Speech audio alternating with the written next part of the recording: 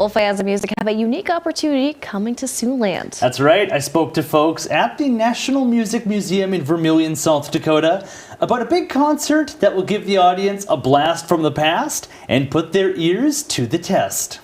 Well, history will come to life here in Vermilion, South Dakota. A performer will be playing instruments that are hundreds of years old and giving the audience a bit of musical history. When international violinist Rachel Barton-Pine takes the stage, she will play a 1668 Jakob Steiner violin, as well as a 1693 Stradivari violin. These instruments have not been played for decades, so staff at the National Music Museum have been busy trying to answer an important question.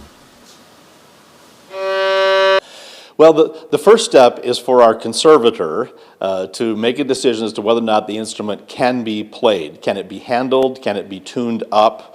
Can there be pressure put on the instrument from tuning the strings with the tightness there? Are there any problems with somebody handling it and playing it?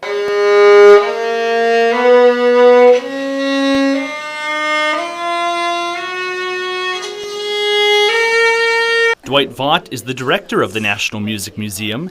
He says the instruments are playable, so there's nothing to worry about, right? I gotta ask, are you a little nervous for them to be played? Absolutely, I'm always nervous, but we take a lot of care in examining the instruments to make sure they're suitable for playing.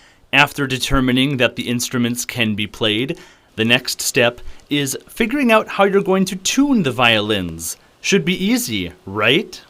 But the instruments that she'll be playing will not be played at modern tuning, they'll be played more in Baroque tuning. So you have to sort of look back 300 years and say, how was the instrument set up and played then? How was it tuned? What kind of strings were on it? Speaking of the strings,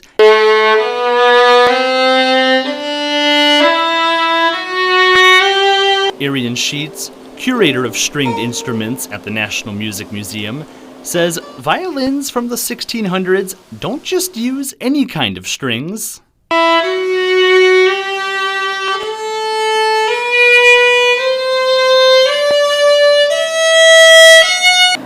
This is an instrument in Baroque setup, so it's in its original condition from 1668. And at that time, they were using gut strings, so these would be sheep gut strings. And as part of the performance, Rachel Barton-Pine will be playing both the original Stradivari violin as well as this replica to see if the audience can hear the difference. I expect that the instruments are going to sound fairly close, though there may be some slight edge to the original, but we'll have to see how people perceive that. So it's important for us to have a sense of history. If we know these instruments are so old, well, what did they sound like at the time that they were sort of popular instruments, and how did they compare with instruments of today? The museum is alive. It's not a place where instruments go to die. It's a place that's a very vital institution where we're actively working with contemporary makers who are building fine modern violins with researchers, the general public, and with our student community, both here on campus and more widely in the country.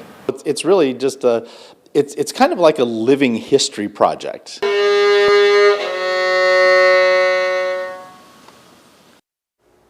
Now, Rachel was originally scheduled to perform tonight.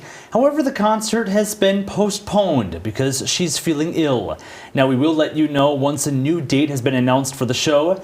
Folks with the National Music Museum encourage you to contact them if you have any questions about the concert. The museum is open to visitors Tuesday to Saturday, 10 a.m. to 4 p.m.